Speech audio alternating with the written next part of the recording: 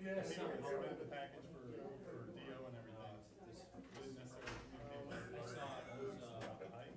Walker, right? They were expecting I could go up to 55 or something. I watched this story. And they're like, they're at a loss. They're like, Yeah, he's on your, I was like, I didn't do it, that's. he's like, the top floor is gonna be real short. I was like, what do you want me to tell you, man? That's between you and your architect.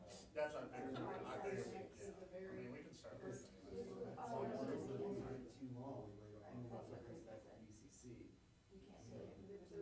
No, that's what I'm saying, without requirement, we can start all, that's what I'm saying. Yeah, but I would turn on the cameras and just, stream it that, due to no quorum, we're gonna cancel the meeting and reschedule it, so that's.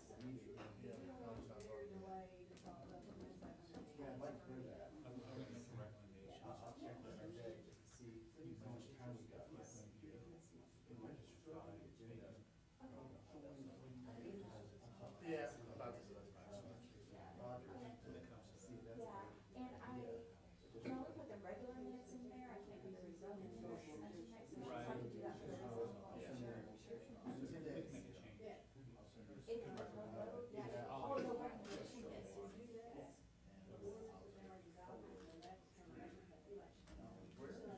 Did you get responses? Reed almost never responds.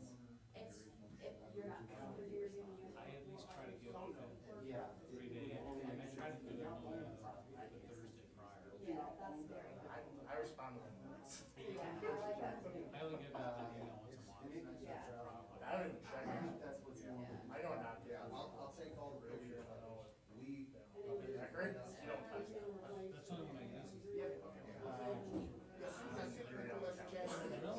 I'm like, just email it to my partner, because I don't have to email it. What the location of it. If it's, Yeah. if it's not in the county, If I say that I just don't have access to it, responsibility.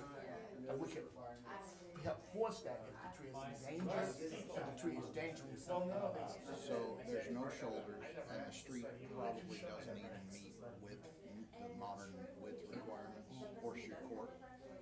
My guess is the tree was a corner marker or is, but over 50% of the tree is gonna be in the street. So I'll take pictures, send them to you. Thanks, Horace. Thank you. No, I saw it. I thought, okay, and I checked my beer on the phone. Good, how are you, sir? I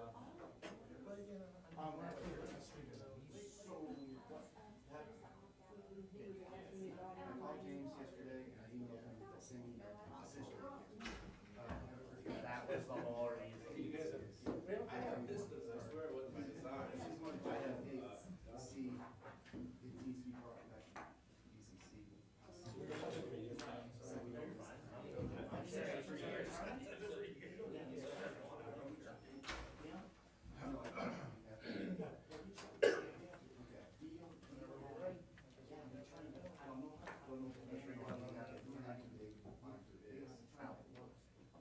Thank you. Yeah, let's start working on that. It's nuts. Let's see how this starts.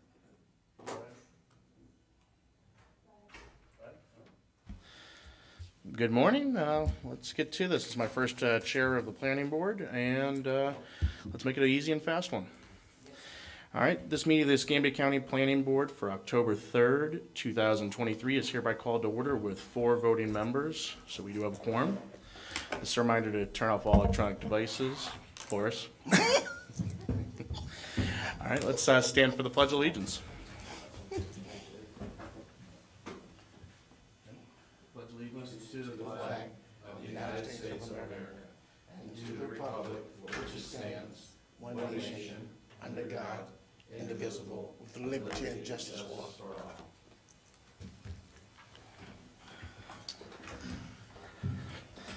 All right. Do we have proof of publication? Yes, sir. All right. Did the publication meet all legal requirements? Yes, sir. All right. The chair will entertain a motion to waive the reading of the legal advertisement. Second. All right. We have a motion by Tim and a second by Eric. All right, all those in favor, please raise your right hand. All right, none opposed? All right, the motion passes with all members voting for it. All right, moving on to, the planning board meeting minutes for September 12th, 2023 has previously been provided to all members of the board. The chair will entertain a motion to accept the planning board meeting minutes into evidence. Do we have a motion? I'd like to make a motion with a change to add, District 5 rep vacant. Good. Do we have a second for that one, or? Second. All right.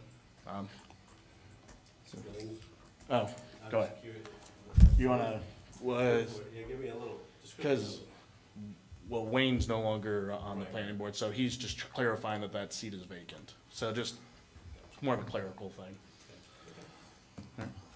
And, Rachel, if I can, Chairman, could you provide them like an update on where we are with that if it's, yeah, that's strictly in the hands of, it's not. Yes, since this is not an at-large position, this is going to be appointed by District 5. Absolutely.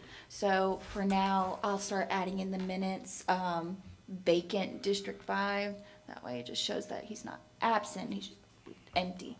So I have to wait, I can't advertise for it. Right. And they are, in District 5, they are aware of it, so they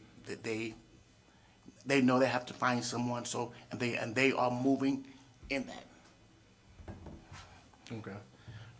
Hope that explains that. Hopefully they can find us another, seat for that sooner rather than later. Because sometimes we miss one or two people. All right, so, we had a motion by Jay on that one and a second by. Second. Second. There. All right. All those in favor? All those opposed? All right, we have none. That passes unanimously.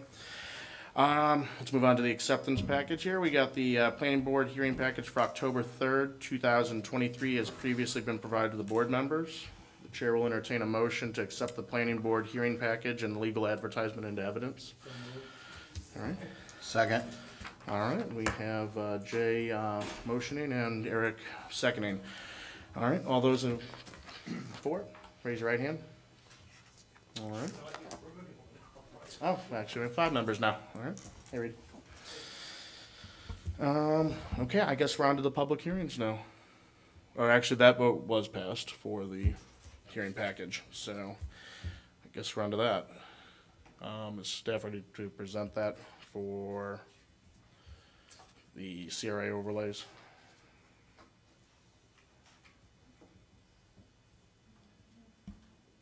Yes, ready for it? We're ready for it if everyone else is. I mean, we don't have too much else on the agenda today. Again, this is a public hearing concerning the review of an ordinance amending, thank you. Again, this is a public hearing concerning the review of an ordinance amending Chapter 3 overlay districts, Section 3-.3 through Section 3-3.8. And we do have Mr. Max Rogers. He works with, he's a planner, AICP, that works with the CIA. And since they are basically over the CIA, he's coming to present the ordinance. Give an overview of the public hearing for this ordinance. Good morning. So the requested action we're looking for here is 2 separate things. The first one would apply to all 5 overlay districts. We're seeking to make the non-residential parking requirements to only apply to new site construction. In some cases, the redevelopment of a commercial site necessitates parking in the front, as it is the best or only option due to site constraints. These are generally smaller lots that might have been residential that are commercial now, that if we have the strict interpretation of the ordinance, the site might be undevelopable or unredevelopable. So this change will make the redevelopment of certain infill parcels more feasible. Non-residential site development where the existing structures are not adaptively reused will still require parking to the rear side. So we're just making it clear that if you're starting with greenfield development, we would still need the parking to be to the rear side, but it just really gives more flexibility to the reviewers of Development Review Committee to have a little bit more flexibility to promote redevelopment in those areas. And this change would apply to all 5 overlay districts: Parancus, Brownsville, Palafox, Inglewood, and Warrington. Now, the second one is specifically to Warrington. We're seeking to remove the non-residential height restriction in the Warrington overlay. Certain development opportunities are unnecessarily constrained by the height restriction. Recent examples include proposed cell communication towers, 4-story hotels, and apartment buildings. Removing this height restriction will encourage economic development in Warrington.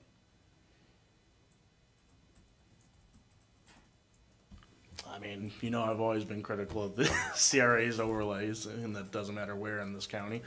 But it's good to see us getting these changes. It's gonna definitely help. So, I mean, I don't know if any of my other members have any other comments for him. When I read this, I was thinking of you specifically about Warrington, but I'm just curious, I get the communication towers.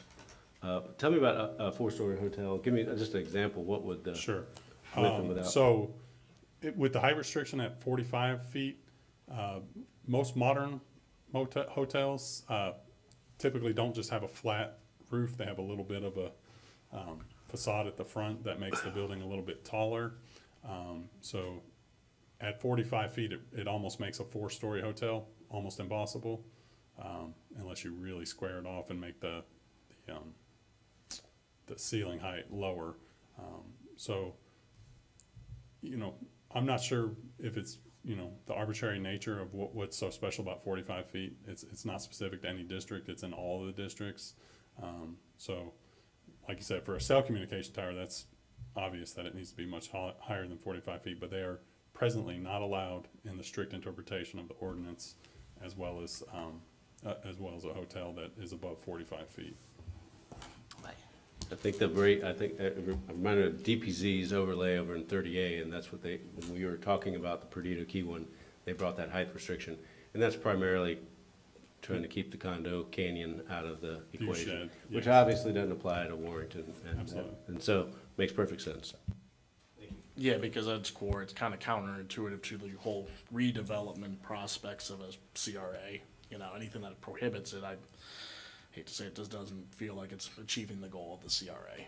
So seeing this kind of helps that and gets some of these projects out of the ground. I'm all in favor of that always.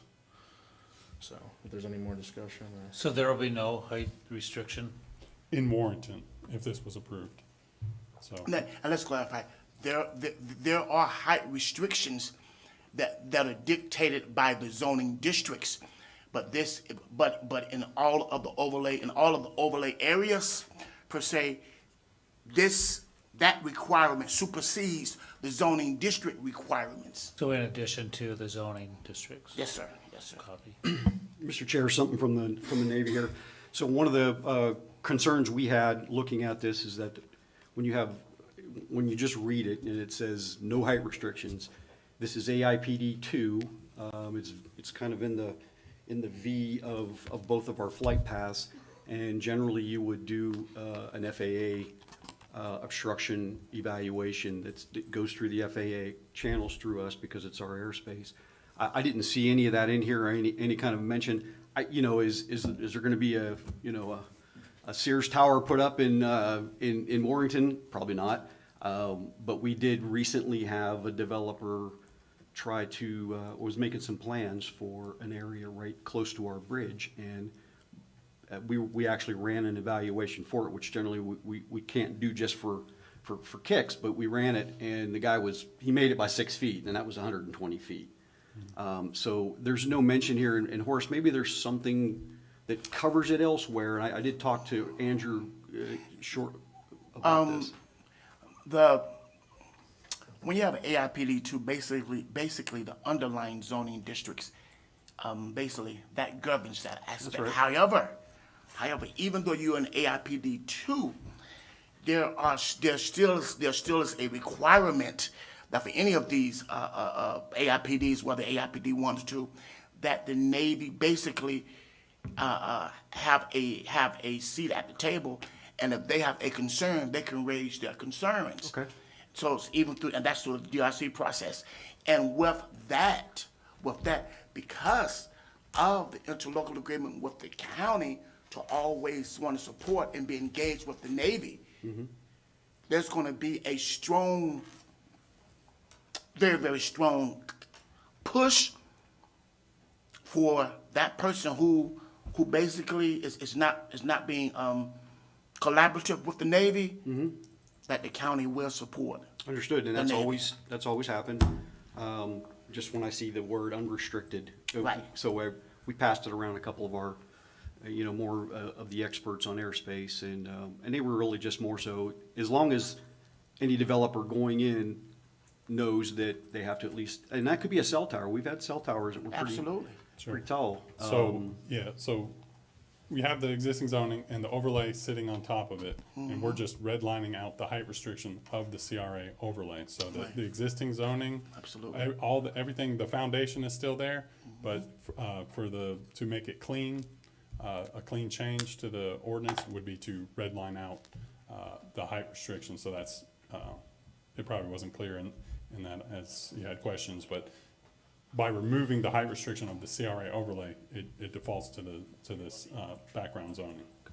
Right. Horace, Yes. just for my curiosity, when a developer comes and is in a restricted air zone or, 2 or 1, whatever, how is the Navy interceded? How are they given the information so they can be part of the conversation? That's a good question, Mr. Reed. Again, they sit at the table during the DRC process at the pre-application.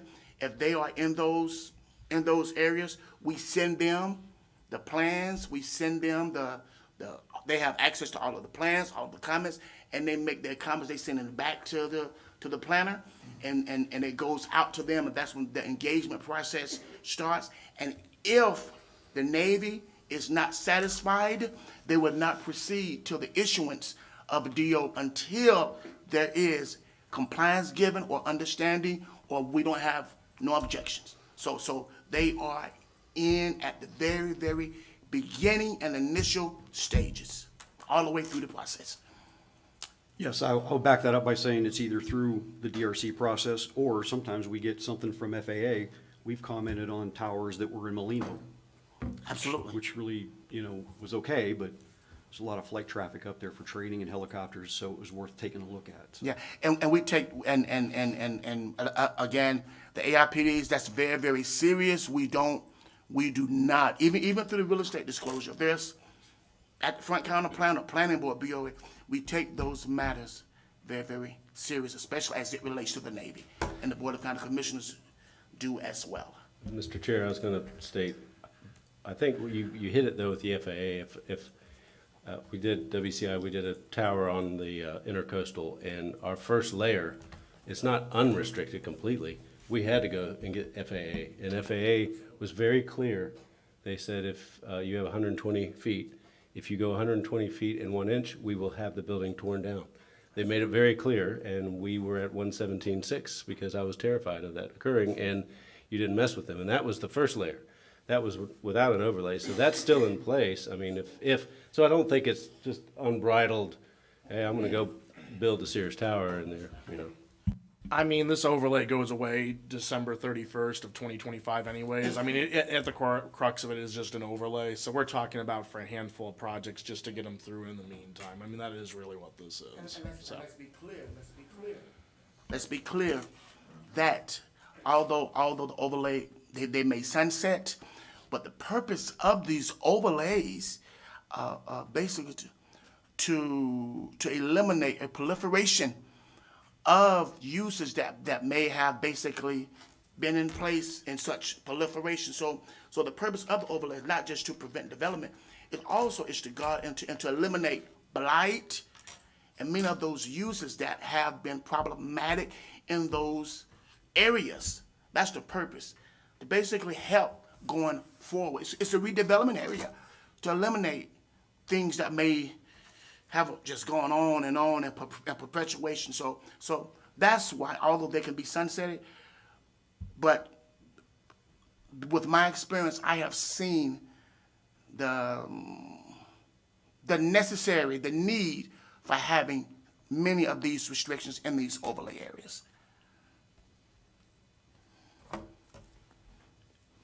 And I touch on that too. I mean, I think Warrington's the only one with a uses restriction too as well. So, I mean, but that goes away. I think we've only run into that with only one use specifically now after the convenience store one's been removed. And even then, that hasn't even come to fruition for anything. Right. But, you know, I think, you know, this is just one of these ones where it's in front of us now, where it just cleans up the language in its last 2 years just to get some of these projects out of the ground. And I mean, that's why I have no problem with that type of scenario any time with these. So, I don't know if there's any more discussion on this matter. All right, then, about to say, well, someone wants to make a motion for it. I make a move that we approve to recommend to the Board of County Commissioners for adoption of the ordinance as it stands written. Second. All right, we have a motion by Tim and a second over there by Reed. All right, raise your right hand if you're. Looks like we have a full vote there, so I think we're good to go on this item. Thank you. All right. I guess it's just action discussion items. I don't think we have any of that. I mean, sorry, we already did that. Public forum, I don't think there's anyone for that. Director's review, Horace, you got anything? Yes, I do want to mention a few things. Put the mic back on. Thank you. And boy, want to thank you for your hard work that you have been doing this year. There, as you know, there have been some, you may not be aware of this, but I'm making you aware. There have been several rezoning cases in which the BCC have not, although the planning board made recommendation for approval, the BCC has not done it. But they have also too, they have not sent them back to the planning board to rehear. They have sent them back to the BCC for staff to get further information. So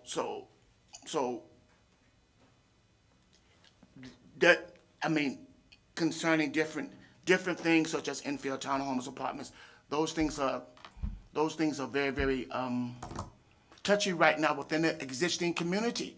That's why we really bring up these things and try to inform you of things that we are hearing and that we do know about. So there have been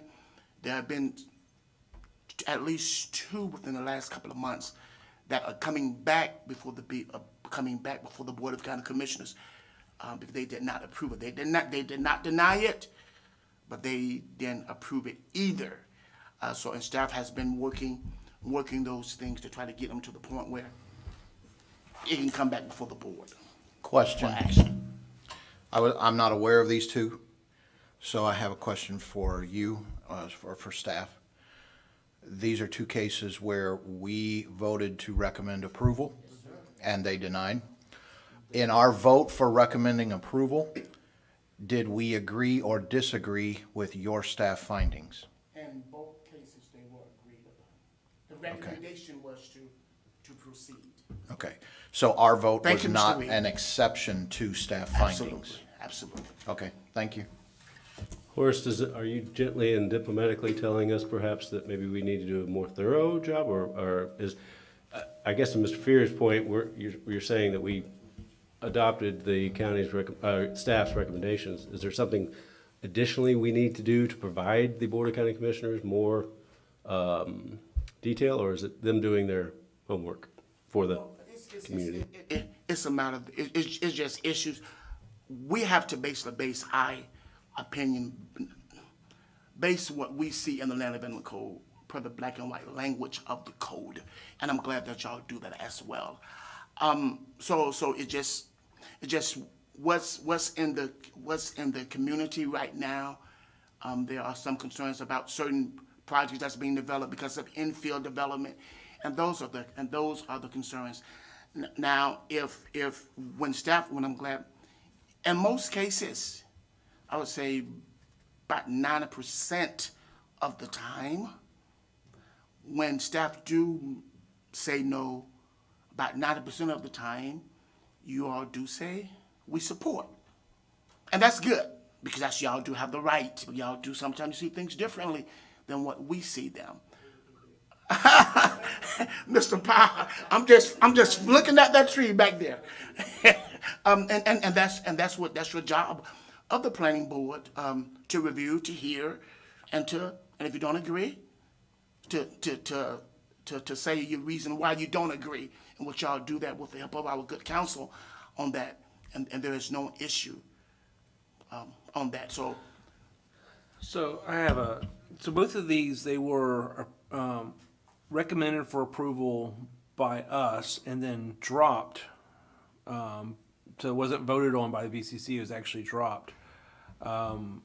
Where is the applicant in this process, and does that cause us any liability issues for lawsuits if we did not go through the entire process where they didn't vote on it and they just dropped it? As far as what you do, because the planning board is only making recommendation. I don't mean our liability, I mean the county. Will the county have a potential of getting sued because, they have dropped it rather than voting on it yay or nay? And that kind of causes a wrench in the process. I can respond, and Chris they can come in.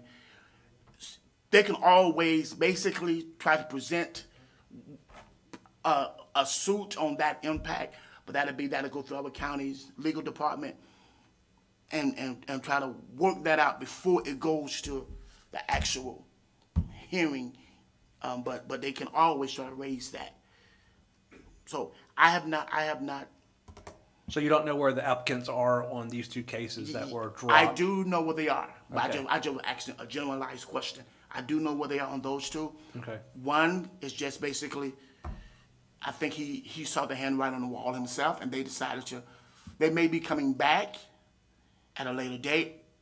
Then one is basically we worked out some issues because I think there was some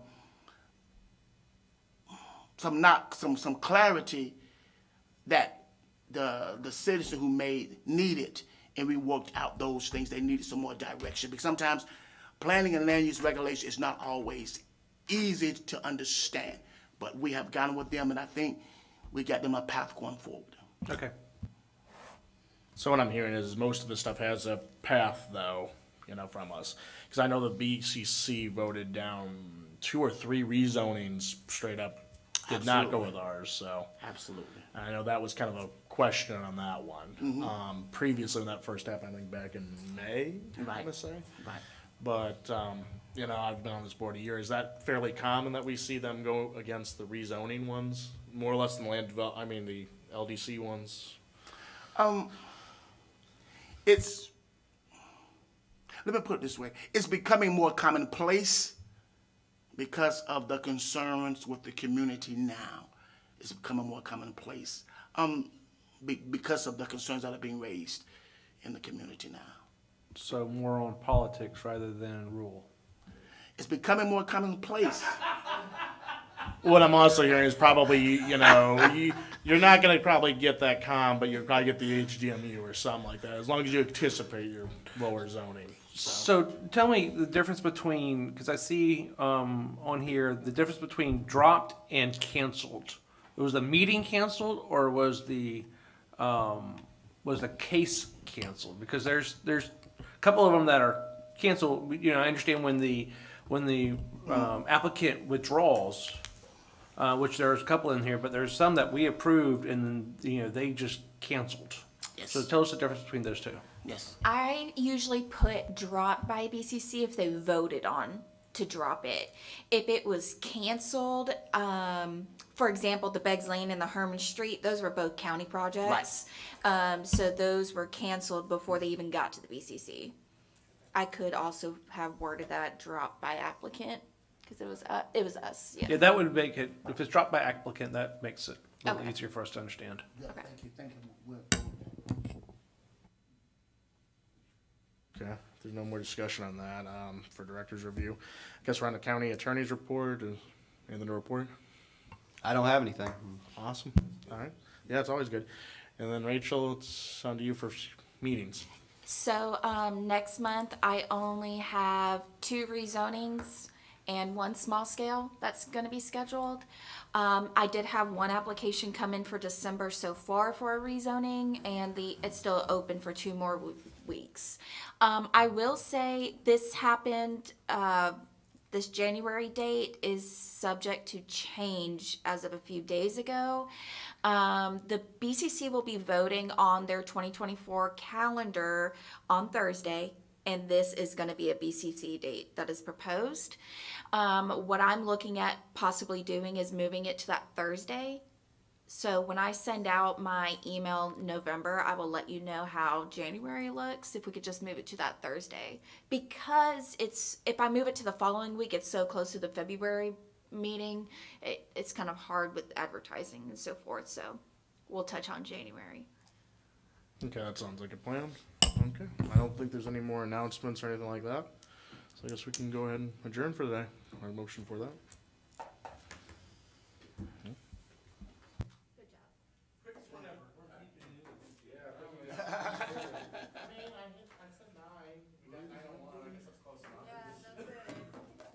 Thank you, Max, appreciate you. No problem.